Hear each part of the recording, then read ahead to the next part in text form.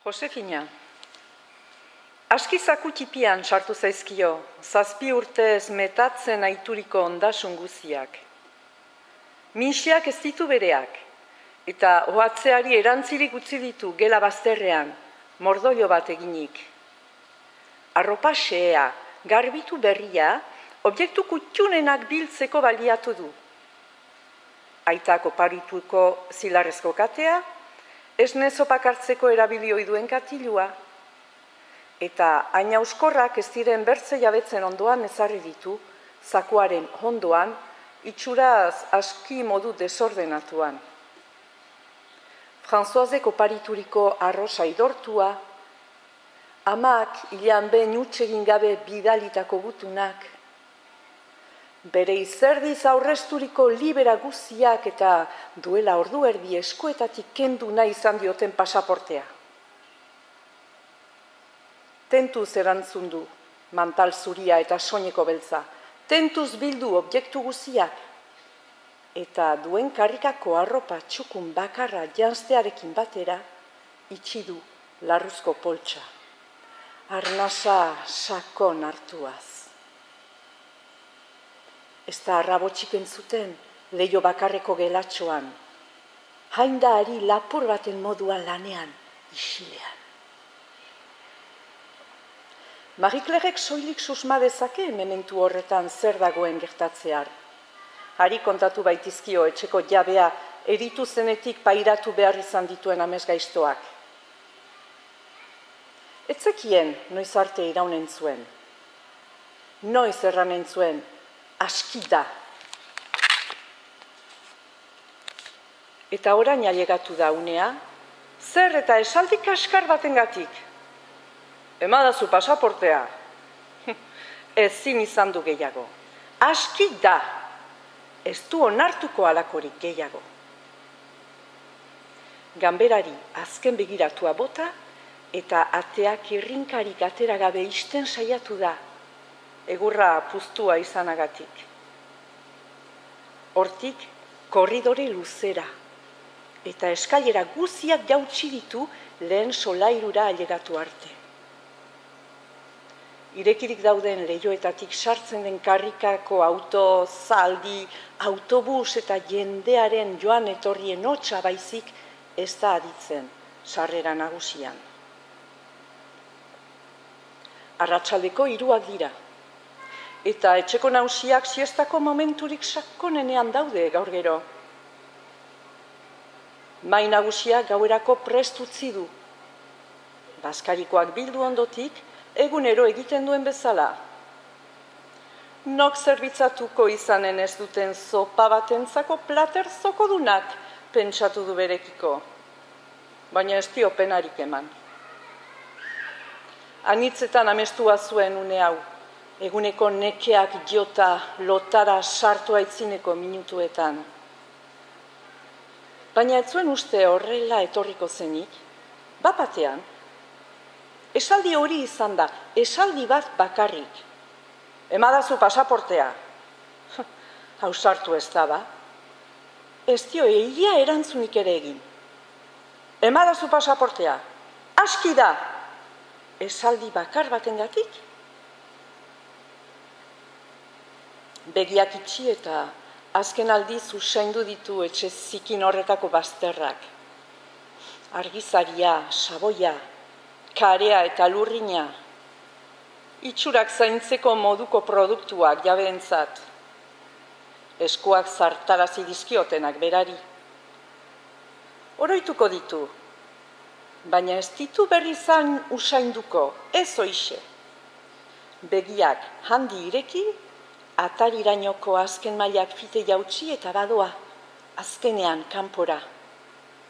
Sasi jauregi hartara, ez dela berriz itzuliko agindu dio, bere buruari. Marie. Le TGV à destination de Bordeaux-Saint-Jean va partir dans quelques minutes. Il desservira Vendôme, Villiers-sur-Loire.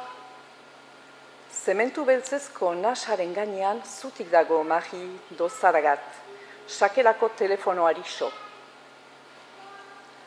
Takoidun zapata beltz ez altuegiak, Galtza urdinargiak eta atorra zuria ditu soinean. Eta urte guziko kargamentuarekin bizkar gainean izerditan eri da. Motots batean bildua du hilebeltz luzea eta bi leserlo zintzilika ditu bisaia entzinean. Horiek ere tantaka. Dutxa hartu du gaur goizean, baina alferrik. Dagoen bero sapak eta urduritasunak usain azkarra eman baitiote besapeetan. Le TGV à destination de Bordeaux-Saint-Jean va partir dans quelques minutes. Oroitarazten dio urruneko oihartzun batek. Baina Marik, kasurik ere ez dio egiten Montparnasseko geltokiko bosgorailutik ateratzen den emakume ahots errepikorrari. Tous les passagers qui vont à destination d'Hendaye devront... Eta Marie, telefonoari soilik begira. Jota letraren azpian, ala agindu baitio internet bidez erosi duen bidaia txartelak. Antxe esperatzeko zut. Sakelakoaren pantaila ordea, bera bezain geldi dagoia. Notifikaziorik ez inon, Twitterrekoak salbu. Eta ez du gogorik kazetari eta intelektualek egunaren hasierari buruz diotena errepasatzeko. Izanen du horretarako tarte handiagorik 5 ordu pasatzoko bidaian, wifirik bada.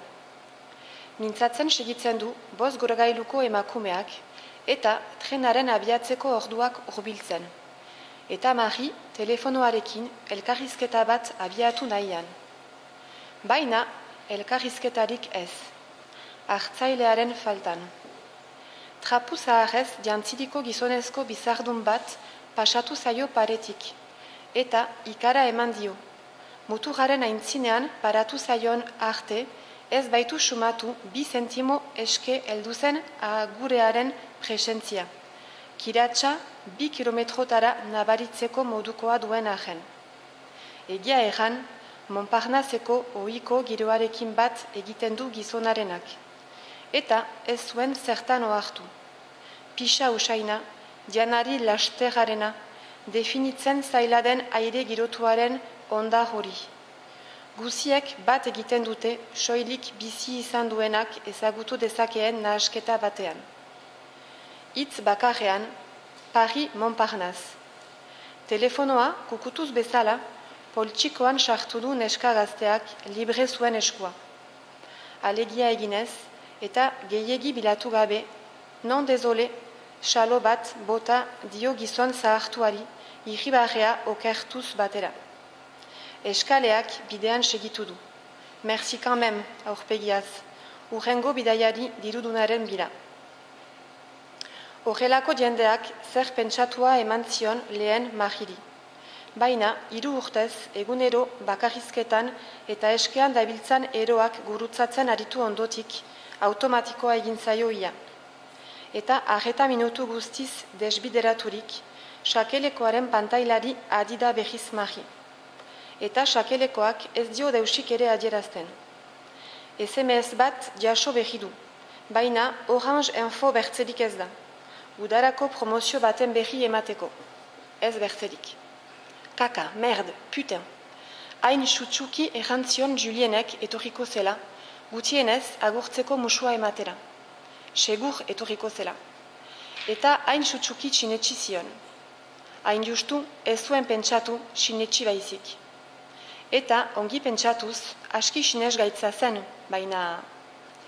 Bagoi amaigabeko trena geltoki barnean da aspaldi, eta ireki ditu bateak Mariri egokitu zaion 2. klaseko bagoiak ere.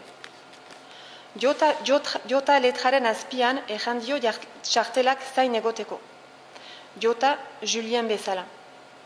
Julien, zeinak etorri behar zuen bere gana musu ematera. Julien, zeina ez den etorri. Eta etortzen ez bada, agian 2 hilabetez berriz ikusiko ez duena, beraren gana jausten ez bada. Baina nola joanen daba Euskal Herriraino 2 metro kombinazio egiteko gai ere ez bada izan.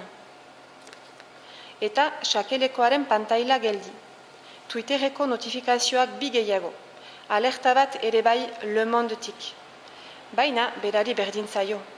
eror dadila mundua beharrezkoa bada, Julienen seinale bat nahi du Marik. Bidaiari gehienak iganak dira bagoira. Mari lehenagotik zegoen jota letraren azpian, baina pasatzen utzi die bertzeei. Alezi. Maletaz gainezka zegoen emakume beltzari eta haren alaba txipiari utzi die lehenik, kortesiagatik. Eta bertze gainerako guziei utzikeriaz, ala esperantzaz. Eskuin eta ezker begiratu du berriz ere, eta berriz sakelekoaren pantailari, behiti, betazalak erortzear. Le train à destination de Bordeaux-Saint-Jean. Emakume ez ezagunaren ahotsak trena partitzear dela gogoratu dio bozgoragailuetatik. Eta telefonoa sakelan sarturik, berak ere egindu jauzi bagoira. Aldi berean jo dio telefonoaren txistu hotsak. Ozen, baina, le train à destination de Bordeaux-Saint-Jean arrabotsaren erdian ez da ohartu. Bi bagoiren arteko maletategian bizkarzako astuna eta bi poltsak ustearekin batera abiatu da hegoalderantz abiadura handiko trena. Triki-traka, triki-traka. Bere eserlekoa bilatu gabe ikusi ditu pasatzen Marik, Montparnasse dorrea, hotel kateak eta banlieuetako etxe horatz itxusiak. Gibelean utziz, triki-traka bakoitzeko, Sciences Po eskolako ikaskideak, La Republikko asambladak, hirian barrena emandako paseo desordenatuak eta horietan guzietan Julien. Gizon gorbatadun baten aldamenean egokitu zaio eserlekoa, korridorearen ondoan. Le Figaro irakurtzen ari da, eta begiratu ere ez dio egin bonjour labur batekin ondoan jarri zaionean. Kuraia pixka bat berreskuratu eta sakelekoaren pantailari eman dio azken begiratua. Notifikazio bakarra dago Facebookeko Messengerean, eta mezu labura. Senditzen dut metroa galdu dut, igorlea Julien Giraud. Telefonoa indarrez hartu eta korridorearen erdira bota du. Aski isi legontzenean bagoiko bidaiarien arreta bere ganatzeraino. Matelak gorritu zaizkio instant batez, eta lujera begiraturik jaso du gailua. Aurpegia kukutuz bezala. Moketaren kontrako talkan ez du zauri handiegirik jaso Samsung J6 berriak. Behinik behin. Ez berak muturrean bezain handia. Triki-traka, triki-traka. Metroa galdu duela. Zinez? Zer uste duzu? Ergela naizela? Ez dakidala aitzakia merke bat baino ez dela? Triki-traka, triki-traka. Bazekien. Edo bazekiela erraten dio bere buruari orain. Triki-traka. Funtsean bazekiela.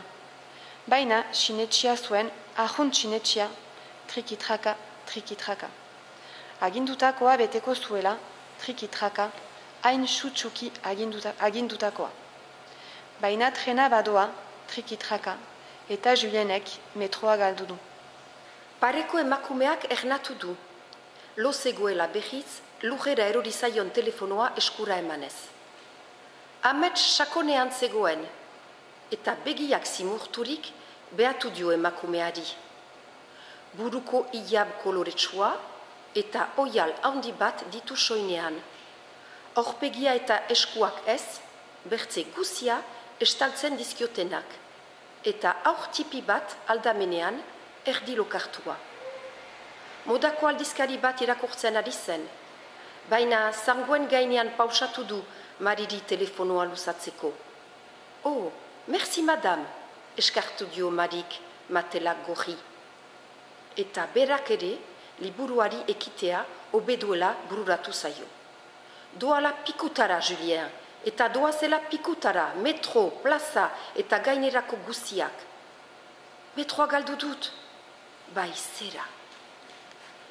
Michel Houellebecquen sumision du eskuko zakuan, eta hasierako ohitik irakurtzeari ekin dio berriz. Aspaldi zuen hasia, baina ikasketetan ematen dizketen hainbertzi irakurgai eta lanen artean, ez du pazientziaz leitzeko tarterik hartu oraindik. uda izan daitekela okera edera horretarako gogoratu zaio. Mari izorratu egiten du nahi dituen gai eta liburuetan arakatzeko denbora falta horrek. Espiritu kritikoa lantzeko erraten dietelako behin eta berriz fakultatean bereziki. Denek jakin behar dituzte azken orduko berriak.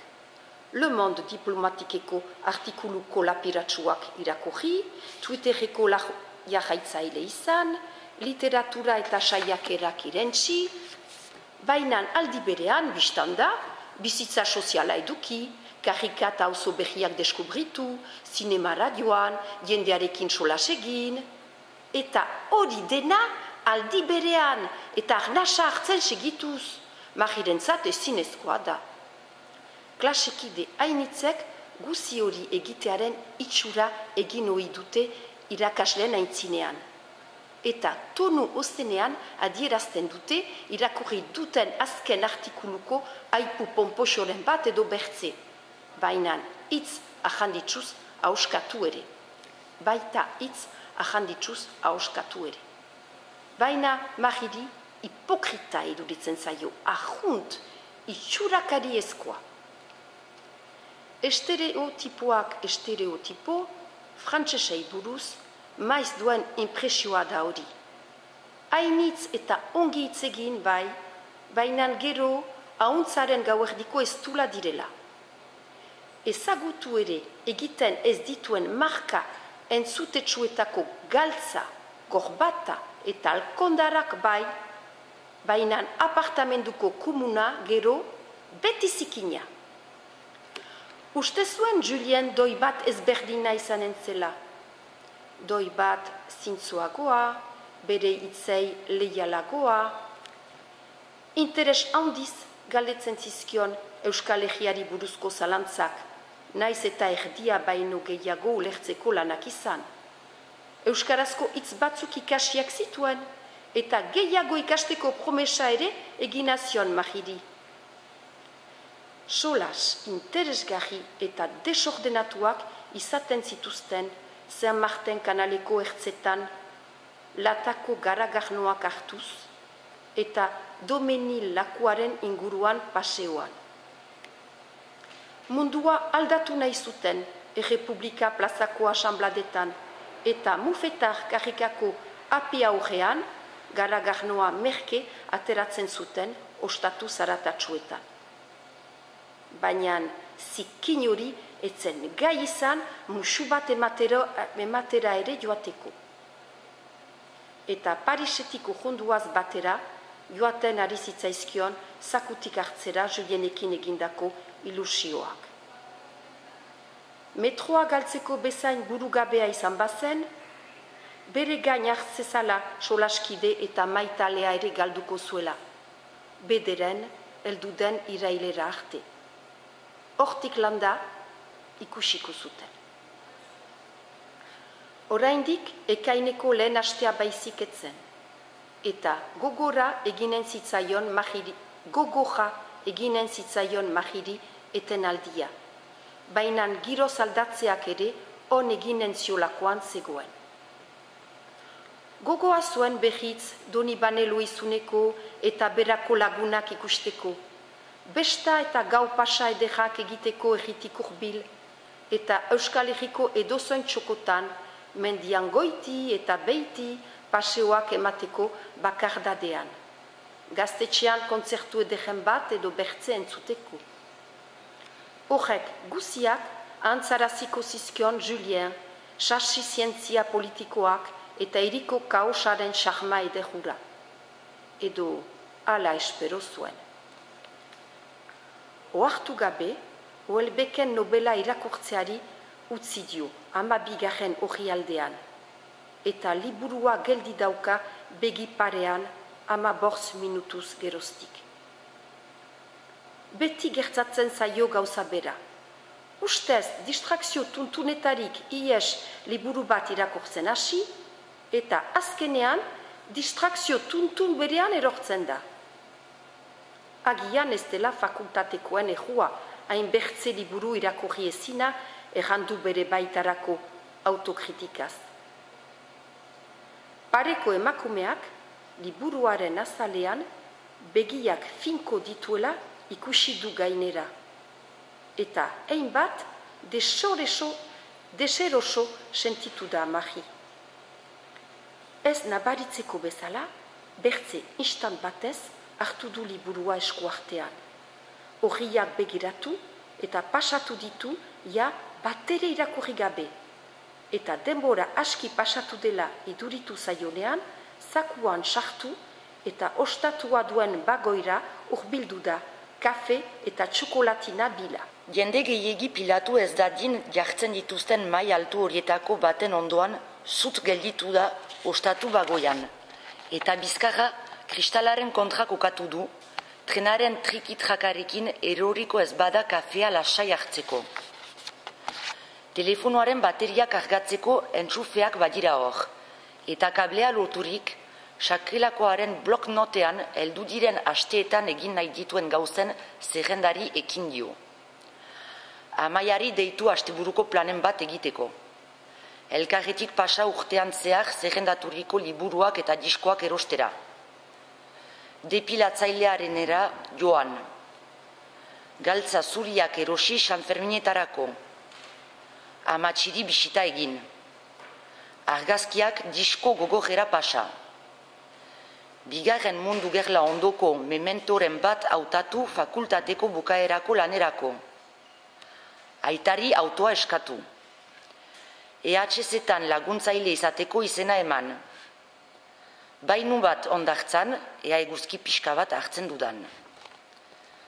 Zerrendatu duenaren erdia, irailean bete gabe egonen dela dakian arren, ilusioa egin dio berriz egira bueltatzearen ideiak. Doala Juliren pikutara. Egunon Euskal Herria. Mantia baita. Sukaldeko atea erdi irekia atzemandu Marik, eta ateko kristalak barnetik ateratzen den barazki sopa usainak lujunduak. Bitro zeramikara begira dago amatxi. Ke erauzgailua piztu gabe, eta 3 plater prestatzen aldi berean. Dizdiratsu du alere ahaskaren eta suaren inguruko marmola. Erabiltzen dituen tresnak segituan garbitzen ditu. Janari soberakinak konpostaren ontzira botatzen eta trapua pasatzen du etengabe. Distiraren gainean distira gehiago ateratzeko. Zoparen bor-borra eta labearen motoja direla medio ez ditu aditu ere egin bilobaren pauso ez hain isilak. Takoiak soinean egindu ate nagusitik sukalderainoko bidea. Klok, klok, klok. Baina amatxi oartu ere ez da egin, eta ikararik ez emateko berriz pixka bat gibelatu eta oiu egin jo salaren erdialdetik. Amatxi, hemen naiz! Emazte zaharrak ez jo erantzuten. Buru belarriari da. Orain aragi gisatuari buelta bat eman, gero zoparen sua pixka bat apaldu, bide batez leiotik baratzeari gain begiratu bat eman. Patxada zari da, estresatu gabe, baina geldirik egon ezinik aldi berean. Berriz oiu egin jo salatik, baina alferrik dela oharturik, sukaldera ino sartu da Mari, zapatekin naita aztarki joz lurreko lauzak. Amatxi, ailegatu naizela, bota jo, ozen jabelajira. Emakume zorrotza eta serioa da amatxi. Gorputzez argala baina indartsua, lanak zaildua. Oiuaren ondorioz kopeta zimurtu eta argiturik begiratu jo, baina segidan atera zaio eginoa. Hi, beti bezala abisatu gabe, Marizikina, Gaur gero frantsestu haiz, edo heldu haiz gelditzeko. Sekula ikusi gabeko besarkada estua eta pare bat musu eman dizkio ilobari 2 mateletan. Ez da ohikoa arengan. Musuak lapurtu behar izaten dizkiote agurtu eta despeditzerakoan. Baina, hoi baino unkituagoa dago orain sorpresak antzaldaturik bezala.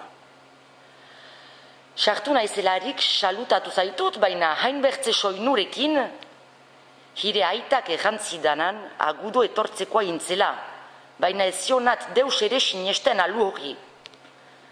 Eta bertze bi mosu eman dizkio, oraingoan biak matela berean. Ia urte bete daramate amatxi lobek elkar ikusi gabe, eta utzi dio nahi adina ematera. Kezkatua egonen zela hain urrun izanik Marik berekiko, baina hain bertzerako ere.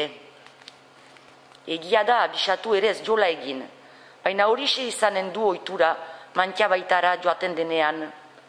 Amatxik beti egin izan baito ongi etorria edo zein egun eta ordutan ailegaturik ere. Oraingoan ere, hasi zaio jateko zer edo zer nahi ote duen galdezka.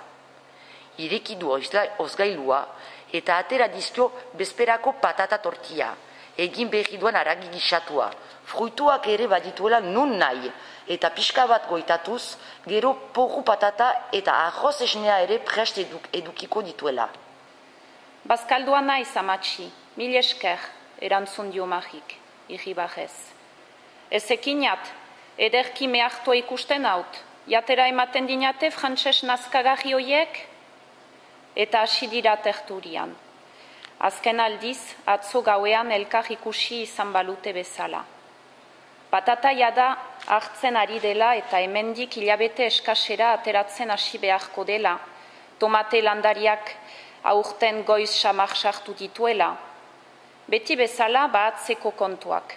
Marik gustora galdetu eta amatxi gustorago erantzuten dizkionak. Irakasketarik ez izan arren, liburu ireki baten modukoa baita amatxi, baserriko eta bahatzeko kontuetan. Noiz ere egin behar den hasi bakoitza, zek egiten dion kalte eta zek on landare bakoitzari, zenbat minutu egosi behar diren masustak erresimenta egiteko. Ilobak guti daki oiez guziez, eta are gutiago duela 3 urte Parisera bizitzera joan zenez geroztik. Baina amatxi azaltzeaz aspertzen ez denez, behin eta behiz ekiten jantzeko galderei, erantzunak noizbait memorian grabatuko zaizkiolako esperantzan. Amatxiren jakintzekin liburu bat osatzea ere bururatu izan zaio inoiz. Baina horretarako denbora eta pazientzia behar, eta ez dira preseski maiz eskuragarri izaten dituen gaiak. Gurasoei buruz galdetu dio zaharrak, eta bai, ongi, labur batez erantzunez, gaiz aldatu du segidan Marik. Jaegian behirik baden, erakutsiko dion arroz esnia ere egiten, bereiziak ditu aita eta ama, eta Mariri ez zaio gustatzen inorekin gauza hoiei buruz gehiegi mintzatzea. Eta gutiago amatxirekin, zeinak ez bailuke ulertuko azalduko lizkiokeen gauzen erdia ere. Ulerkoja eta intzinatua baita emazte zaharra bere adineko, baina gai batzuetan bertze mundu batean ezia. Eta hori ezin jo inok kendu. Gurasoa gainera oraindik ez diote deus argiejan eta deus guti, hilabeteak diren arren ez direla elkarrekin bizi. Amatxi ergela balitz bezala jokatzen dute eta ja astero mantian baitara joaten segitzen dute biek, baina sekulan ez elkarrekin. Aita bere ama ikustera eta ama mendiko lasaitasunaz gozatzera, ondartzak aspertzen duenean. Zaharra ohartuko ez balitz bezala. Baina egia ejan galdetuta ere anitzi kontatzen ez luke jakinen Marik. Seur da aspaldi aitak eta amak ez zutela sigirik egiten oatzian, ez da planik ere elkarrekin. Parisera bisitan ere bakoitza bere aldetik joanak zitzaizkion. Eta saltsa hoietan gehieki esartzeko erabaki zuen uda arte, Donibane loizunera ez itzultzea. Aita zeukaen zain egiko tren geltokian, ailegatu denean. Beti bezain alai eta maitakor, baina beti bezain lanpeturik. Motxila ere poltsekin ateraino lagundu eta ordu erdira egindu alde, enpresako bilkura batera. Opel Astraren giltzak eskatu dizkio lehenago alabak, eta kontu zibiltzeko erranez erantzun du. Baina baietz beraz. Etxeko auto zahaja ez baita jada inok erabiltzen aitak behia erosi zuenetik, eta neska gaztea pozik, lortu behi duen askatasun dosiaz. Eta ama, hausartu da Mari galdetzera. Ikastaro batera joan da Bartzelonara, ez izun deus ejan? Itzultzen denean elkarrekin bazkalduko dugu nahi baduzu. Ez da beharrezkoa. Aleginak eta bi egiten ditu aitak etxeko giroa normaltasunez hartzeko, baina horrek are min handiagoa ematen dio Mariri. Horregatik ez du anitz iraun eguerdian etxera ilegatu denean. Opel Astra suriko giltzak hartu eta bizioren lehen diskoa irratian sarturik abiatu da Santakoko zelai aberatsetan barrena. Tiur. Etxeko giro malapartatua eta erriaz jabetzen ari diren turistak gibelian utzi. Euskal Herria ez da salgai, Euskal Herria ez da salgai. Senperera urbiltzen hasita ikusi dira lehen zelai berdeak, arbolak loratuak. Falta zituen hiriaren zurrunbiloan. Eta falta autoak ematen duen askatasuna ere. Haize fresko hori eta bolantea gogoak ematen duen lekura mugitu ahal izaitea. Senperetik sarara hartu eta Lizuniagako lepoan barrena egindu berarainoko bidea. Autoko leioak zabal-zabal irekirik eta oiuka kantari. Ez alda bizi garela, ez daugan uran ez zain, eta lortzen dugularik, ez dugula nahi. Libre utzi haute frantsesak. Beraz. Zer? Mari galdua zuen elkarrizketaren aria. Gurasoen banaketa eta Julienen zaplastekoa oraindik gogoan.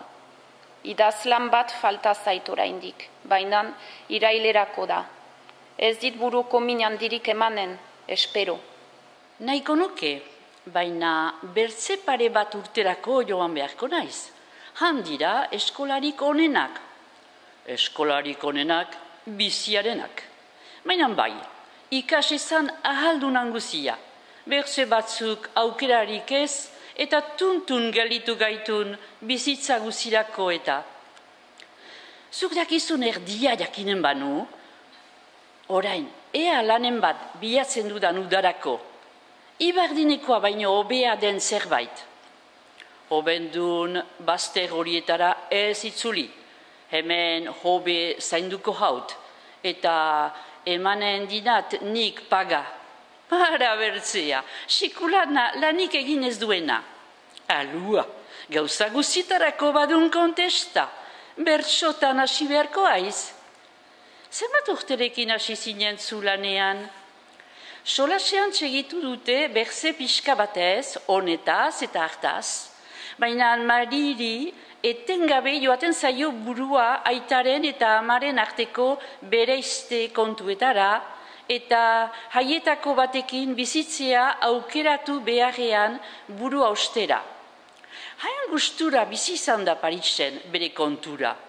Ez du gogorik orain aitaren aholkoen zaintzapean pasatzeko uda, eta gutxiago amaren bikote berriarenean. Zeina ez baitu segundu batez ere jasaten, naiz oraindik ia ezagutu ez. Haren irri nazkagarri hori, beti gauza galdetzen aritu beharra, bere aita izanen baliz bezala, ezin du jasan.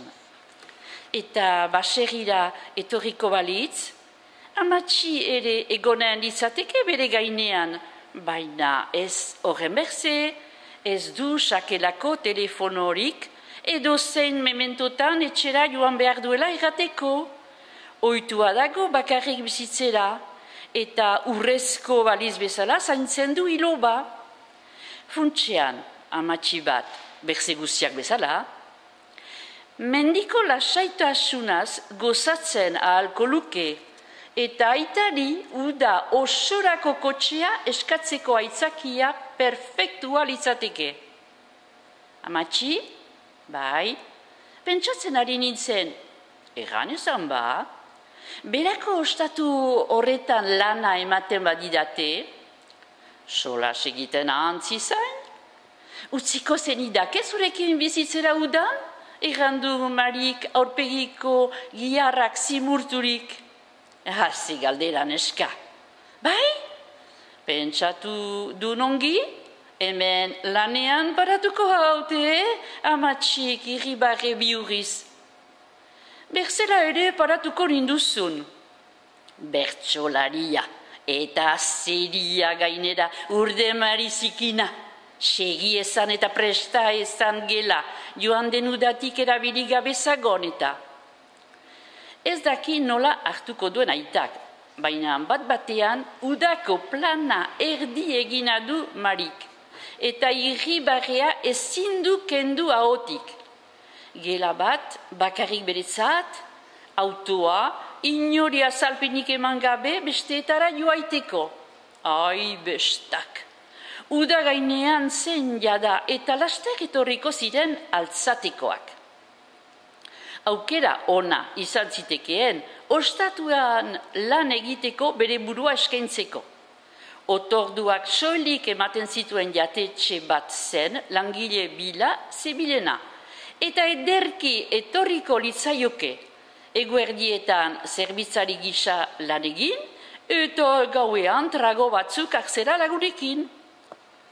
WhatsAppa piztu eta berako lagunei idatziko die. Iluntzean baten bat trago bat hartzera animatuko ote den. Ez dakite Mari jada itzulia dela, baina seguro baten bat animatuko zaiola eguraldi epelaz baliatuta garagarno batzuk hartu eta urteko pasadizoak kontatzera. Julienen mezuaren oihartzunak oraindik kolpeka ditu buruan, baina gero eta suabeago eta gero eta gutxiago. Metroa galdu dut. Idatzi ez jo ba, 2 minutu ero pasatuko ez baliz bezala metroa. Erantzunik ez ematea erabaki du, zerbait nahi badu berarekin, bila etor dadila. Eta bitartean, ahalik eta hobekien pasatzen saiatuko da. Zabaleta. Josefinak ezin izaten zuen pajandarik egin egiko bestetan. 14 urtera arte bai, baina gazteegia zen oraino bestaren onenaz gozatzeko. Eta ondotik lan egiteko aski heldua izan eta horrexeratxe bidali zuten. Ikastekekin segitzea gustatu izanen zitzaiokeen, hainitz gustatu ere. Irakasle izan nahi zuela pentsatu zuen maiz, aujak maite zituen eta ikastea bera plazera zitzaionez, zer hoberik bizitza irakasten pasatzea baino. Baina gazteetako ametsak baizik etzen. Hori familia dirudunetako seme alabek egin zezaketen soilik, eta kasurik onenean ere mutilak bidaltzen zituen ikastera apaiz. Josefina neskato gisa hasi zen, baina justu semeak ikastera bidali zitzakeen berako familia aberats horietariko batean etxean. Etxeko nagusia ejandonean notario ezaguna zen, dirua baja zuena, baita Josefinari soldata miserable bat ordaintzeko ere. Josefinak ordea, ez zuen sekula lehenago dirurik ikusi izan etxean, eta ematen zioten jornal txipiarekin pozik hasi zen oraino nerabea zela. Ez zuen asmorik lanean hain goiz hasteko berez. Lehengusu baten bidez jakin zuen amak neskato bila zebiltzala ejandonorean denbora baterako. Lehen gotik zuten bertze batek besoa puskatua zuen eskaileretarik beiti erorita eta sendatu bitartean ea lagunduko ote zien galdegin zioten. Gero, etxeko jaunei Josefina gustatu eta zaharragoari besoa osaturik ere neska gaztea etxean atxikitzea erabaki zuten.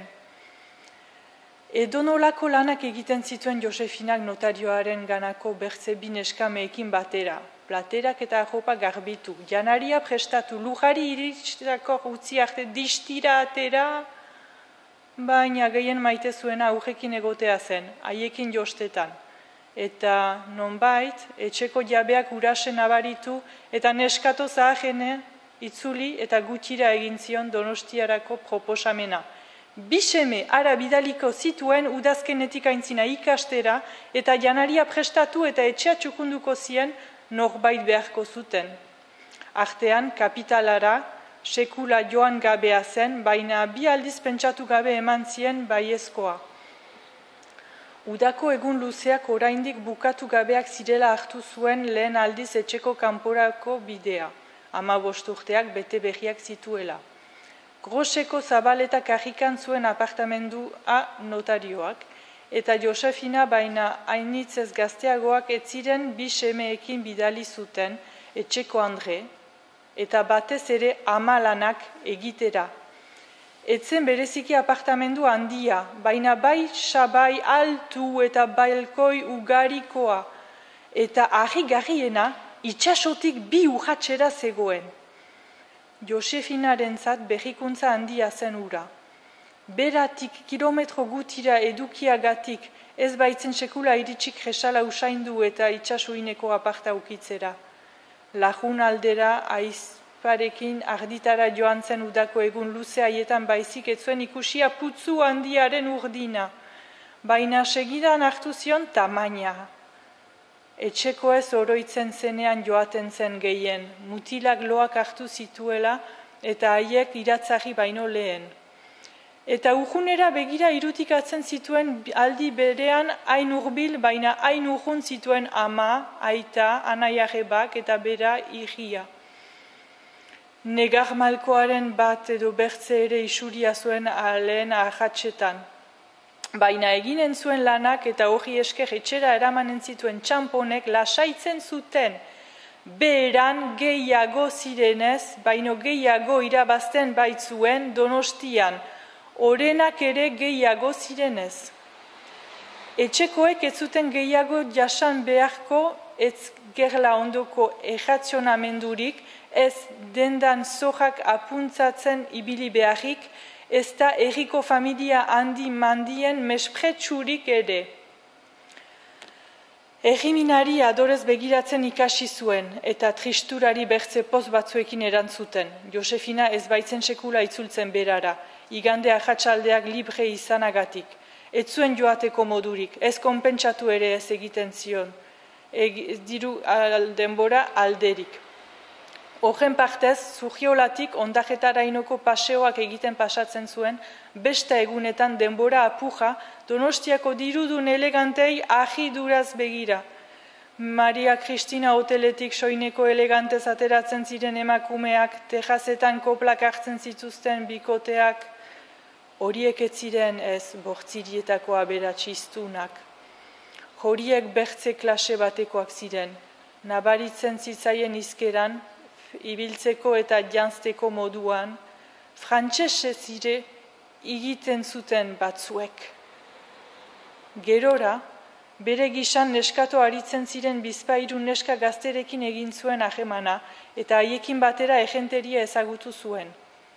Trena hartuta joaten ziren ondoko egira eta han hurbilago sentitzen ziren jende euskalduna baitzegoen gehiago eta pobreagoa ere bai, paseoak eman eta tertulian aritu ohi ziren ibai ertzean. Arrantzakoa zen Elena eta Zugarramurdikoa berriz Biturri. Bihurria zen biziki azken hau eta irri karkaila ederrak botatzen zituzten elkarrekin. Ikusi dun mutiko gazte hori? Bai, ederra, hartuko banu, ai, erraten zuen Biturrik gizon gaztelirain bat pasatzen zen bakoitzean. Bai, Elenak. Gaur gero erriguzia gona azpitik pasatua uke iregatik balitz. Obedun bat desente samarra harrapatzea, baserri eta guzi.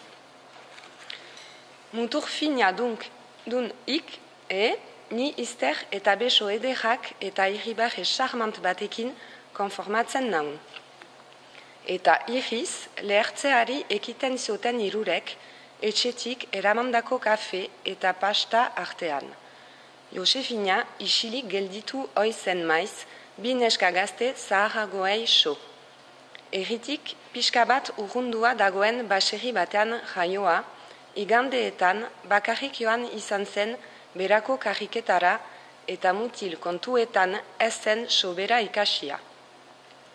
Inauterietan bakarrik adituak zituen gizon gazteen ahotan hitz luzen bat edo bertze, auzoko baserrietako gazteek etxean egin oi bat zuten afaria eta ark zerbitzatzen.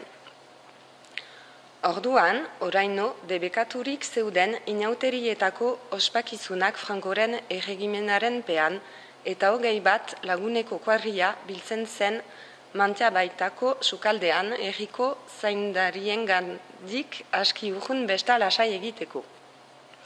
Akordeoia hartuta jo eta ke aritzen ziren janean, edanean, kantuan, bertsotan eta dantzan ordu txipietara arte eta han gelditzen ziren lotan seme alaben ohatzeetan. Eta Josefina, anai arrebekin batera, lastategira joaten zen gaua pasatzera. Han, aditu zuen bere bizitzako lehen lagualdia. Aditu bakarrik, begiratu ere ez baitzuen egin ikusiko zuten beldurrez. Goizeko laurak izanen ziren ordurako, eta lasto artean lokartzeko lanetan zebilen Josefina, baina hilerokoa jautsi berri eta sabeleko minak ez zion atsedenik hartzera uzten. Eta ara, nun ganbarako atearen kirinka entzun zuen, susurla eta irriekin batera. Niebes zen, aizpa zaharrena, eta nor zen ezekien gizon bat zeraman eskutik hartuta. Lastategiaren bertze alderaino joan ziren, apes sagarra gorde oizituzten aldera, eta ahabots handirik atera ez bazuten ere Josefinak gogoan ditu oraindik haien arnesestu eta intziri itoak. Biarramunean aurpegian nabaritu zion Niebesek.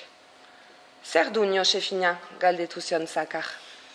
Nik deus ere, ez dun deus ikusi, aditzen dun, mehatxua Niebesek. Ez dinat deus ikusi ez, baina aditu, ohatzetik kanpo ez dun ongi lo egiten, eta ametsak izanen zitunoan, arnoa ere probatuko uen seguru.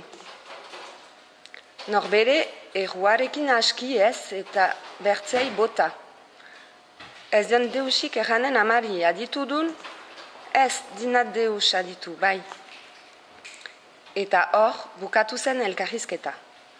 Inork ez zuen deus ikusi, ez da entzun ere.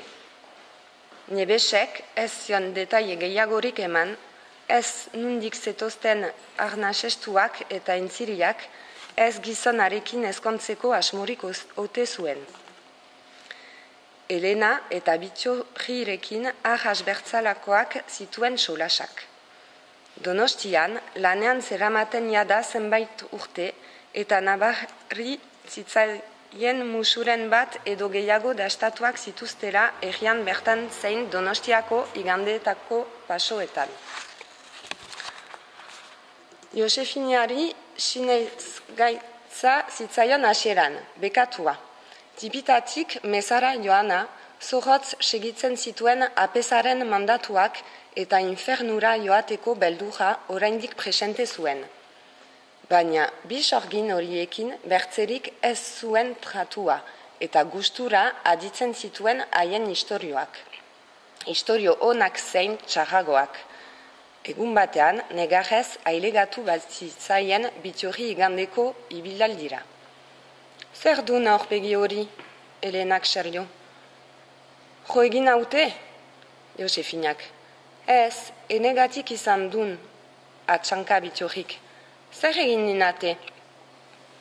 Negar zotinen artean Bitxorrik ezin izan zien lehenda biziko aldian kontatu gertaturikoa. Ahalkezen egindakoaz. Iguina ematen zuten bere gorputz atalek. Eta barkamen eske bezala kontatu zien bi lagunei bizi izandako guzia. Ez zuela nahi hasieran, baina goxo hurbildu zitzaiola nagusia. Ez egoela bertze inor etxean eta musu bat eman ziola lehenik, matelan. Zertan ari ote zen galdetu ziola, berak ez zuela nahi hasieran, baina hitz goxoekin limurtu zuela, eta anitzez, zaharragoa izanagatik gorputzkera ederra zuela. Ez zuela nahi, baina eskaniziola jornala handitzea memento goxo ura arekin pasatzeagatik. Eta hasieran, bultzada artean bazen ere, amore eman zuela, eta haren besoen artean erortzera utzi zuela bere burua. Nahi ez zuen ahen. Eta gainera, hori bai bekatua, gainera lastan ederrak egin zizkiola, eta plazera sentitu zuela, sekula mutil gazte batek egin ez zizkion zirriak azalean sentitzeraino. Josefinak zur eta lur aditu zituen Bittorrik emandako detaileak. Ezekien aserretu edo triste jarri. Zaplasteko bat ala besarka da bat eman. Zer eginen zuken berak kasu horretan? Ez etzejan seguru. Horretarako lana galdu behar balin bazuen ere. Baina Bittorri ez zegoen egoera berean. Adinez pixka bat nagusiagoa zen, eta gurasoak zahartuak eta ahas behartsuak zituen. Kuriositatea ere handiagoa zuela nabari zitzaion, naiz eta nahi ez zuela ozen errepikatu. Kontakizunean aintzina segitu zuen Bittorrik, eta handik alde egiteko gogo bizia sentitu zuen Josefinak. Baina ezin horrela bakarrik utzi bertzebiak. Beti bezala, belarriak tente eta isilik segitu beharko zuen. Eta hire bajenean ustudun, Helenak paratu zizkion hitzak lagunen kezkari. Ez, portatu dun, Bittorrik, oraino negajez. Portatu? Etzinan arazorik nahiko. Ire sabela izatua baino bekatuaren froga oberik etzagon, Helenak idor. Erraten dinat, printzesa baten pare lazandu nahuela. Errandizkidala behar jira, hitz goxoenak. Haren zakila bero edukitzeko, asege zegoen laguna. Eta Andreak jakiten badu? Isilik egon, eta ez din deus jakinen. Jakiten badu? Ez dinat iraunen etxe horretan, eta zer eginen dinat. Gizonek ez diten maindiripeko sekreturik sekula kontatzen, algo lasai. Bertze kontu badun etxe horretan segitu nahi dunan hik nazkagarri horrekin. Ez dela nazkagarria ba, soldata hark ematen zidan eta. Ibanintz, esperatuko niztiken pare bat aste, eta asmatuko niken aitzakia eder bat handik alde egiteko. Arazoak bertzerik ez ditu nizanen gizon horrekin. Eta nora joanen naun. Frantzian baumen zebiltzan neskatu bila, atzemanen dinagu zerbait. Josefinak alako egoerarik ez zuen jasan behar izan lan egiten zuen etxean. Lana, ordea, aspertu arte egiten zuen. Beti zegoen zerbait egiteko. Ez bazen etxeko garbiketa, azokara joatea zen. Edo etxeko mutilen ahopak konpontzea. Edo janaria prestatzea. Sortetxean ere ohitua zen gelditu gabe lan egitera, baina aziendekin edo baratzean ibili ohi zen, eta konpainia hobean. Orain handiagoa zen bakardadea, eta etxekoak ikusi gabeko hilabeteak luzeak egiten zitzaizkion. Ekainaren etorrerarekin batera, aurpegia alaitzen hasi zitzaion behiz. Etxeko mutilak ikasturteko azken azterketak egin eta etxera itzultzeko maletak prestatzen hasi ziren. Lanean segitu beharko zuen Josefinak, errandonean notarioarenean, baina gutienez bere jaiotegian. Berriz ikusten ahalko zituen aita eta ama, Anaia Jebak, eta herriko gazte lirainen bat ere bai behar bada. Herriko plazaren gainealdean zegoen errandonea atajen etxea, eta han izaten zen dantzaldia San Estebanetan. Etxeko hiru neskatoak gelditu gabe aritzen ziren musika bukatu aintzin, lanak bururatuko ozetzituzten desiratzen, baina netzen erreza izaten. Goizeko ordubiak arte jotzen zuen bandak plazan, baina errandonea atajentzat ere bestak izanik afari oparoak antolatzen zituzten etxean, gonbitatu eta plater ugarirekin. Horiek ez zuten presarik izaten bukatzeko, eta patiaja edaten eta puruak erretzen gelditzen ziren gizonak maiaren bueltan, ordu txipietara arte. Bitartean, jada behar ez zituzten, eltze, plater, edalontzi eta kopak garbitzen zituzten Josefinak eta beste bi neskatoek, baina sekula etzen bukatzen Arraskako zeramika eta kristal mendia. Hori duritzen zitzaien, behinik behin. Okerrena, plazako musikatik hain hurbilegon eta ezin deus ikusi ez gozatua zen.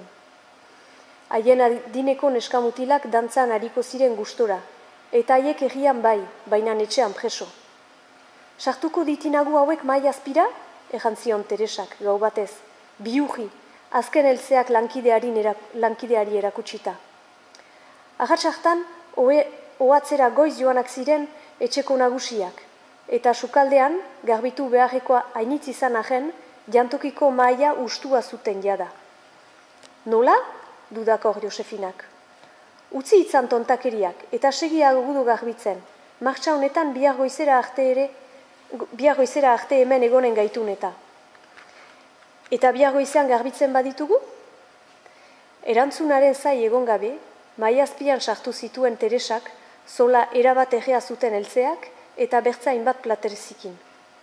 Oraindik zalantzati baina tentaldiak harturik, lasterka segitu zion Josefinak, eta gau hartan neoiz baino gehiago aritu ziren dantzan, etxeko nagusiei jokaldia egin izanaren pozez. Urrengo egunean izanen zituzten komeriak lan bikoitza egiteko, baina bezperako gozaldiak etzien inork memoriatik ezabatuko. Gerla. Goizeko ordu bietan sartu da Magi Donibane Loizuneko Filip Vegen karrikako apartamentura. Zapatak atarian kendurik eta argia piztu ere egin gabe. Sarrerako korridorea zeharkatu du eta salarantz abiatu da isilik, baina lurrean zeuden erosketen poltsak ikusi ez, eta estropezu eginda, ia muturrez erori da lurrera. Gizon madarikatu hau ez da sekula aldatuko. Sofan etzanda erdilo zegoen aita ernatu eginda erorikoaren arrabotxagatik, eta Magi egin du deia dar. Bere ala altxa argia piztu eta alabaren gana hurbildu da. Barka aita, bota du Magik, muturtua. Etzintudan ernatu nahi, me beti uzten duzu dena errestan, zafexie. Bon, zu ere sartzen altzinen pixka bat lehenago. Lehen eguna hemen eta etxetik justu pasazara gauzen usteko. Ezkaituzu sobera falta. Lagunekin ibili naiz trago batzuk hartzen, eta luzatu gara, baina berri onak ditut. Abai, lanerako hartu naute ibai alden. Altzateko plazan den ostatu horretan? Horixe bera. Oraindik ez dizkidate baldintzak erran, baina laster hasiko naiz. Eta nola joateko asmoa duzu? Egunero? Autoa utziko didazu ez? Magik, irribarretxu. Eta amatxiren etxean geldituko naiz lotan, mintzatu naiz arekin. Etzara Donibanen egonen beraz, aitak, goibel. Ara bertzea, etxean haunitze goten dena. Eta etzara posten lan atzeman dudalako? Mil esker. Magi, isiltasun deseroso bat sortu da, eta tentsioa izturrez moztu daiteke airean. Librezaren aldi oro amatxiren gana joaten zara zu ere. Ikusiko dugu elkar, Magik konpondu nahian. Ikusiko dugu. Jose Luisek bazuen esperantza alabaren etorrerarekin, egunerokoa alaituko zitzaiola. Eta tristatu eginda berara joanen dela errandionean. Baina tristura erakutsi ordez, haserre zelarazi dio maitasuna. Hark ulertu ez duena, bidena bar. Emaztea etxetik joan zenetik utxik sentitzen du etxea. Etxe izanen ez balitz bezala, ia. Eta guztiz zabartua dabil etxeko lanekin. Etxetik kanpora bazkaldu ohi du, lankideekin, eta berandu itzultzen da, borroka lagun izandakoekin trago bat hartu ondotik batela ostatuan. Hori eginen zuenik sekula pentsatuko ez zuen arren, errefuxiatu tipikoaren ohiturak hartzen hasi baita, arrunt. Haien artean mozkortzen eta istorio zarra kontatzen, iraganean galdurik. Donibane Loizunera 22 urterekin etorri zenean, ez zuen halakorik bat ere egin, hasieran. Herriko dinamikatan txertatu zen segurtasun neurriek utzi zioten bezain laster. Begiraleak taldean txistua jotzen, euskararen aldeko ekimenak antolatzen. Geroago Magi etorri zen, eta ikastolan inplikatu zen buru belarri, gurasoen bilkuretan, taloak egiten bestetan. Laneko kontua konplikatzen hasi ziren urteak aitzina joan ala ordea. Enpresan ardura postu potoloa eskaini zioten, eta gero eta denbora gutxiago zuen bilkuretarako, bestetarako, baita familiari eskaintzeko ere. Eta azkenean, urteak pasatu ala, deus gabe gelditua zen. Emaztea etxetik joana, eta alaba ere amatxirenera joan nahi zuela erranez. Gaitzerdi azken urteotako normaltze prozesuari esker muga pasatzeko aukera emana ziotela, eta beran ikusten alko zutela elkar, mantxan baitan. Azken batean, alabari ere askatasun pixka bat utzi behar zion, eta ez zuen ukatu behar, ilusio ere egiten zion magi beran laketzeak. Ikasketengatik Parisera joan behar zuela errantzionean kezkatu egin zen hasieran. Beldur zen ez ote zuen Euskal Herria gibelean utziko eta Frantzia urrunean bere bizitza arekiko. Agian ez zion bere herriarekiko maitasuna aski transmititu? Nazkatu izanen ote zuen txipitan kontaturiko historio horikin guztiekin? Magi etzen sekula inplikatu ezkerra bertzalearen hurbileko elkarteetan, eta bertze politika mota bat interesatzen zitzaion. Parisera joan zenetik hurbiletik jarraitzen zituen Frantziako hauteskundeak, eta adi entzuten politikari profesionalen mitinak. Idaztea ere maite zuen, eta kazetari izatea zuen amets. Horregatik jo zuen Parisera. Ikasturteko ibilerak kontatzen ari zaio orain aitari, sukaldeko mailan jarririk infusio bat hartzen duen bitartean. Ez batak ez bertzeak ez du logalerik, eta hasierako haserrea pasata aspaldiko garaietan bezala ari dira kontu kontari, eta eztabaidan. Asamblea Nazionaleko legeen bozketak segitu zituela, islamisten erasoen ondorioz neurri polizialak biderkatuak zituztela, Errepublika plazako protestetan ere izan zen Magi, baina horri buruz ez zion xehetasun handiegirik eman nahi aitari, bada ez bada, betik kezkatzen baitzen bere alabaren segurtasunagatik. Eta beraz, lizentzia fini? Galdetu dio itxaropentsu. Lan bat egin beharra dut oraindik, irailerako, eta ez dakit nondik hasi. Bigarren Mundu Gerla ondoko gai bat hartu behar dut, ikuspegi historikotik. Baina zer, gobernuari buruz edo? Ez, gai zehatz bat, errandigute, edo zer. Adibidez, izaten alda nazismoak utzi dituen ondorioen inguruan, edo. Bigarren Mundu Gerla dukatu eta antxu bi hamarkadatara sortu zen, eta horri buruz agian, no, meaita, asperturik, Magik. Zer nahi duzu, lizentzia izorratzea? Politiko egia da hori. Ez altzara bazu zientzia politikoetan. Iduridu etzarela sekula Frantzian bizi izan. Hau Ipar Euskal Herria da, Magi, sutu daita. Frantziar estatuan barkatu, antzia zuen aitarenean hiztegia zaindu beharraren garrantzia, eta ohitura honak galduak zituen Parisen. Nahiko nuke atxeman zerbait bereziagoa. Gure neskatxa beti konplikaziotan. Begiratu zorrotza, bota dio Magik.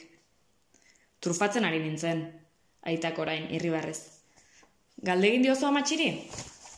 Amatxiri? Frantziar estatua zerran dizut aita. Hemen bizi izan zen gaztetan. Amatxi?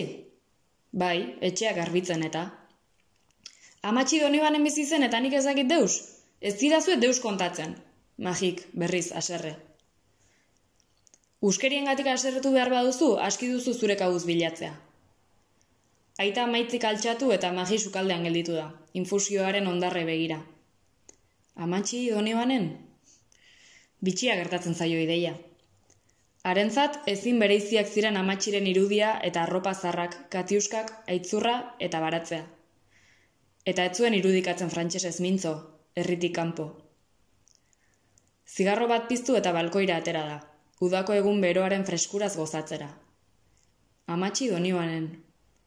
Ez daki lanerako balioko ote dion, baina galdeginen dio.